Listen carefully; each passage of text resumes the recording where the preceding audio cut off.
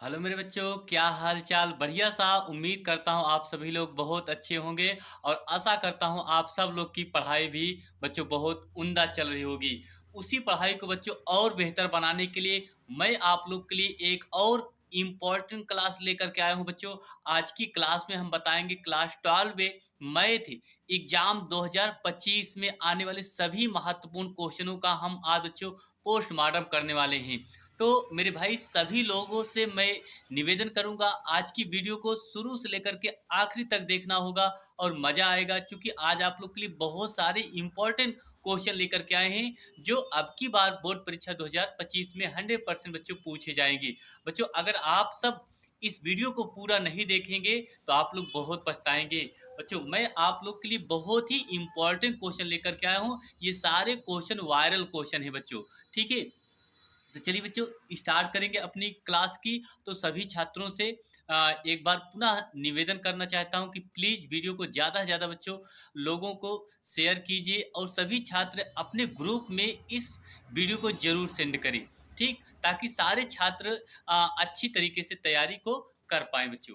ठीक है, चलिए देखिए आप लोग यहाँ देख सकते हैं क्लास 12 में मैथ एग्जाम 2025 बोर्ड परीक्षा 2025 के सभी महत्वपूर्ण क्वेश्चन लेकर के आए हैं जो हर साल बोर्ड एग्जाम में पूछे जाते हैं।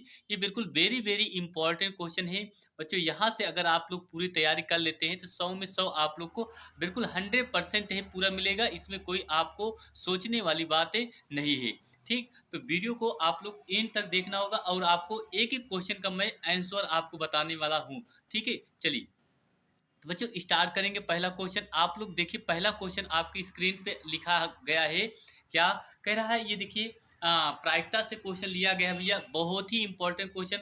ये वेरी इंपॉर्टेंट क्वेश्चन आपका होगा एग्जाम 2025 में, तो इसको जरूर तैयार करके जाना। अगर नहीं जाएंगे तो आप लोग को दिक्कतें खड़ी हो जाएगी, ठीक। तो भैया देखिए पहला क्वेश्चन लिखा है, यदि पी ए बराबर 3/5 कामा पी बी बराबर 1/5 और पी ए पी ए और बी स्वतंत्र घटनाएं हैं। ए और बी कैसी हैं भैया? स्वतंत्र घटनाएं हैं। तो आपसे पूछ रहा है पी ए इंटरसेक्शन बी का मान क्या होगा। पी ए इंटरसेक्शन बी का मान क्या होगा? तो भैया अगर यहाँ हल की बात करें तो हल में हम कैसे लिखेंगे, जरा ध्यान समझना। तो यहाँ आप लोग हल लिखेंगे, क्या लिखेंगे? हल। तो हल में लिखेंगे दिया है। क्या लिखेंगे? दिया है। क्या दिया है जरा इसको आप लोग जरूर लिखना। अगर आप लोग काफी सजा कर लिखेंगे तो आपको एग्जामिनर अच्छा नंबर देगा, आपको नंबर कोई भी काटने का वो प्रयत्न नहीं करेगा भाई, ठीक है। देखिए यहाँ आपका लिखा है पी ए बराबर, क्या लिखा है? पी ए बराबर 3/5 लिखा है और पी बी बराबर 1/5 लिखा है। क्लियर? पी ए बराबर 3/5 दिया है, पी बी बराबर 1/5 दिया है और आपसे कह रहा है कि पी ए इंटरसेक्शन बी का मान क्या होगा, इसके बराबर आपसे पूछ रहा है भैया, ठीक है। तो यहाँ आप जरा ध्यान समझना, यहाँ आपका जो सूत्र होता है वो क्या होता है? पी ए इंटरसेक्शन बी बराबर होता है पी ए गुणे में पी बी। बस हो गया आपका काम। क्लियर? यही तो आपको इसी पे मान रखना है भैया, बस आपको। देखिए पी ए, पी ए का मान दिया है 3/5, यहाँ लिखेंगे 3/5 गुणे पी बी का मान दिया है 1/5, 1/5 लिखेंगे। अब इसका हम अगर गुणा करेंगे तो गुणा में आपको देखिए 3 का नम 3 और 5 पचम 25, इस तरह से आपका आंसर निकल के आ जाएगा भैया 3/25, ठीक है। तो उम्मीद करता हूं भैया आपका पहला ये क्वेश्चन था, आप लोग को मजा आया होगा पहला क्वेश्चन देख करके। तो बच्चों इसी तरीके से हमने आप लोग के लिए बहुत सारे इंपॉर्टेंट क्वेश्चन लेकर के आए हैं। ये समझिए एक मैराथन क्लास के रूप में है, ठीक है। आप लोग इस क्वेश्चन को जरूर देखना अच्छे से, ये क्वेश्चन आपके बोर्ड परीक्षा में जरूर पूछेंगे। चलिए नेक्स्ट अगला क्वेश्चन देखते भैया। ये देखिए ये दूसरा क्वेश्चन भैया आपका और इम्पोर्टेंट क्वेश्चन है। ये आप लोग का वेक्टर से संबंधित है, ठीक है। देखिए कह रहा है कि सदिशों वेक्टर ए माइनस 2j+3k और 3i-2j+k के बीच का कोण क्या होगा? भैया ये आपसे 100% पूछता है। यहाँ से अगर हम बात करें तो जानते हो आपसे तीन चीज क्वेश्चन पूछता है। एक आपसे पूछता है कोण ज्ञात करने के लिए, ठीक। एक आपसे पूछता है प्रक्षेप ज्ञात करने के लिए, ठीक है, प्रक्षेप ज्ञात करने के लिए कहता है। और एक चीज आपसे, ये दोनों क्वेश्चन इंपॉर्टेंट होते हैं, उसके बाद आपका योग vector A cross vector B आपसे पूछता है। तो ये तीन चीज भैया बहुत इंपॉर्टेंट है, याद रखना ये तीनों के। अगर हम यहाँ से इनके सूत्र की बात करें, ये कोण के ज्ञात करने के लिए क्या होता है, प्रक्षेप के लिए क्या होता है, और vector A cross vector B, तो तीनों के लिए भैया अलग अलग सूत्र होते हैं। आप लोग उसको जरूर तैयार कीजिए, मैं बताऊंगा इसी में तीनों कैसे ज्ञात करते हैं, ठीक है। चलिए, तो भैया पहले यहाँ हम लिखेंगे माना, इसको आप वेक्टर ए बराबर, ये लिखेंगे वेक्टर ए बराबर, क्या लिखेंगे, वेक्टर ए बराबर लिखेंगे आई minus 2j plus 3k cap, इसको बोलते हैं। अब वेक्टर बी बराबर लिखेंगे 3i माइनस 2j और प्लस क्या लिखेंगे k, ये लिखेंगे। क्लियर। अब यहाँ से हमें क्या निकालना है, कोण निकालना है। क्या निकालना है, कोण। तो याद रखना, कोण को कास थीटा बराबर, ये सूत्र होता है याद रखना, कास थीटा बराबर vector A dot vector B upon vector A का परिमाण इंटू वेक्टर बी का परिमाण, ये सूत्र होता है। क्या होता है, सूत्र। तो यहाँ हम पहले क्या निकालेंगे, vector A dot vector B निकालेंगे। वेक्टर ए डॉट बच्चों क्या निकालेंगे, पहले वेक्टर बी। तो वेक्टर ए आपका दिया है आई minus 2j plus 3k, clear. और उसके बाद डॉट वेक्टर बी बराबर दिया है 3i माइनस 2j और प्लस क्या दिया भैया, k दिया है। अब इसका हम आपस में जब गुणा करेंगे, यहाँ देखिए एक है, यहाँ 3 है, 3 एकन्नम 3 माइनस माइनस प्लस 2 दूनी 4 प्लस 3 एकन्नम 3, ये ऐड करेंगे 3 4 7, 3 कितना हो गया 10। इसका मतलब यहाँ से निकल के आ गया बच्चों, vector A dot vector B बराबर कितना निकल के आ गया, 10 निकल के आ गया। कितना निकल के आ गया भैया, 10। अब हम निकालेंगे वेक्टर ए का परिमाप निकालेंगे। क्या निकालेंगे भैया, वेक्टर ए का परिमाप, जरा ध्यान समझना। वेक्टर ए बराबर आपका सूत्र हो जाएगा, वेक्टर ए का परिमाप बराबर a square plus b square plus क्या होता है, सी स्क्वायर होता है, ये सूत्र होता है। तो यहाँ वेक्टर ए का परिमाप बराबर हो जाएगा आपका अंडर रूट, देखिए ये वेक्टर ए का मान दिया है आई माइनस 2j प्लस 3k, तो यहाँ ए का मान आपका 1 का स्क्वायर प्लस माइनस 2 का स्क्वायर प्लस 3 का स्क्वायर, क्लियर। ये हो जाएगा आपका यहाँ से 1 का वर्ग 1 माइनस 2 का वर्ग 4 और 3 का वर्ग 9 हो जाएगा। तो 9 1 10 4 कितना हो जाएगा, 14।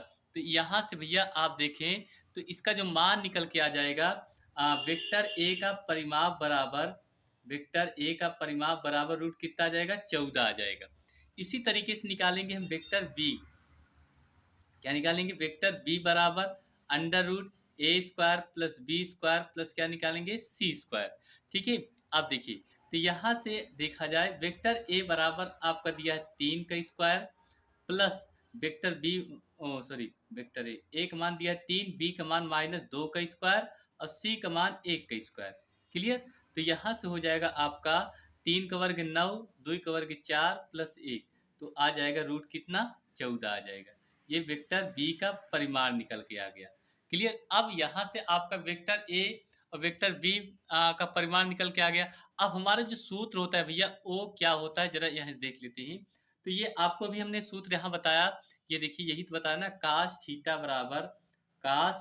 बराबर vector A dot vector B upon vector A का परिमाण इंटू वेक्टर बी का परिमाण, ये होता है, ठीक। अब इसका मान हमें मिला है कितना, 10, और यहाँ लिखेंगे रूट 14 इंटू रूट 14, ठीक। अब इसका हम गुणा करेंगे कि हो जाएगा कास थीटा बराबर 10 बटे 14 आ जाएगा।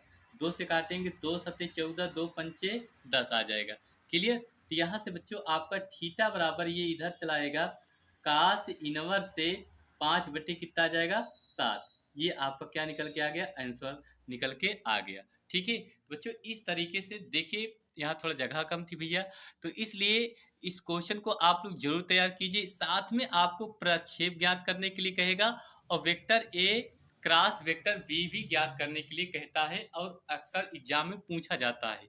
ठीक है, चलिए ये क्वेश्चन नंबर दूसरा हो गया। अब देखेंगे क्वेश्चन नंबर तीसरा। क्वेश्चन नंबर तीसरा बच्चों लिखा है, कह रहा है अवकलन समीकरण, ये अवकलन समीकरण से लिया गया, अवकलन समीकरण x y d square y upon d x square plus x से फिर लिखा है d y upon d x का whole square minus y d y upon d x से बराबर 2 की कोट आपसे पूछा है। क्या पूछा है बच्चों? कोट। याद रखना इसकी जो कोट होती है, इसे अभी कहा जाए कि जब अगर हम एक बार अवकलन करें, ये एक बार है बच्चों, क्या है? एक बार है। जब दोबारा अवकलन करेंगे ये आपका डी स्क्वायर वाई बटे डी एक्स स्क्वायर हो जाएगा। इसी को हम बोलते हैं द्वितीय कोटि का अवकलन। इसको बोलते हैं प्रथम कोटि का अवकलन, इसको बोलते हैं द्वितीय कोटि का अवकलन। तो द्वितीय कोटि का अवकलन आपसे कोट पूछा है, तो अधिकतम कोट क्या होती है? अधिकतम कोट क्या है बच्चों? 2 है। ठीक, यही आपका क्या निकल के आ गया? आंसर निकल के आ गया। क्लियर? तो समझ में आया होगा। अगर घात की बात करता बच्चों, अगर यहाँ घात की बात करें तो घात इसकी भैया क्या हो जाएगी? आपकी कितनी हो जाएगी? 2 हो जाएगी। कितनी हो जाएगी? 2 हो जाएगी। क्लियर? अब देखिए, चलिए तो अगला क्वेश्चन देखते हैं, क्वेश्चन नंबर चौथा। क्वेश्चन नंबर चौथा भी आपका बहुत ही इंपॉर्टेंट क्वेश्चन है, इसको भी आप लोग जरूर अच्छे से तैयार कीजिए, क्योंकि ऐसे ही सारे क्वेश्चन आपके पेपर सेट में जरूर पूछे जाते हैं। ठीक है, देखिए ये सारणी से लिया गया भैया। इसको हल करने के लिए आपको देखिए सबसे बेहतर तरीका क्या होगा कि यहाँ देखिए ये यक्स से 2 18 यक्स बराबर, फिर लिखा है 6 2 18 6 लिखा है। अब इसका हम क्रॉस मल्टीप्लाई करते हैं, यक्स यक्स का गुणा यक्स स्क्वायर 18 दूनी 36 बराबर 6 छंग 36 माइनस 18 दूनी 36 हुआ। क्लियर? अब यहाँ से देखिए ये हो जाएगा आपका यक्स स्क्वायर माइनस 36 और 36 में 36 गन कितना बचा? 0। ये माइनस से पक्षांतर करेंगे तो भैया क्या हो जाएगा? प्लस। तो यक्स स्क्वायर बराबर आपका कितना आ जाएगा? 36। 36 का वर्गमूल क्या होता है? 6। तो यक्स बराबर आपका आ जाएगा प्लस माइनस कितना? 6। यही आपका आंसर निकल के आ गया भैया। क्लियर? समझ में आया? तो इसी तरीके से भैया आपके सारे इंपॉर्टेंट क्वेश्चन हैं, आप लोग वीडियो को जरूर अंतिम तक देखना। सारे क्वेश्चन आपको मजा आएंगे, समझ में भी आ जाएंगे। चलिए नेक्स्ट अगला क्वेश्चन देखते हैं। चलिए भाई देखिए अगला क्वेश्चन। अगला क्वेश्चन प्रतिलोम त्रिकोणमिति से लिया गया है।